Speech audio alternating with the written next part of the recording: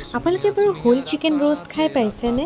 নমস্কাৰ, মই পৰিশ্মা আৰু মই আজি লৈ আহিছোঁ এটা হোল চিকেন ৰ'ষ্টৰ ৰেচিপি, যিটো নেকি ফেমাছ ফাৰাহ খানৰ স্পেচিয়েল ৰেচিপি হয়। এটা গোটা মুৰ্গী লৈছোঁ, তাত অকণমান অলিভ অইল, নিমখ, নহৰু খুন্দি লৈছোঁ, সেয়া দিছোঁ।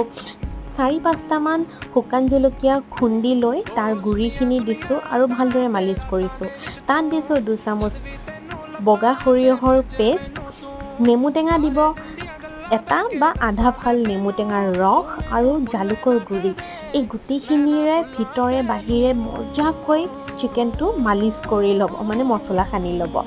এবাৰ কেৰাহীত অকণমান তেল দিছোঁ, তাত চিকেনটো বহাই দিয়েই তাত দি দিম 2 গিলাচৰ পৰা 3 গিলাচ পানী আৰু ঢাকনি মাৰি কম জুইত ৰাখি দুয়োটা পিঠি আধা ঘণ্টা মানে 1 ঘণ্টা ধুনীয়াকৈ ফ্ৰাই কৰি লৈছোঁ। পানীও শুকাই আহিছে আৰু তাৰপিছত আমাৰ চিকেন ৰেডি।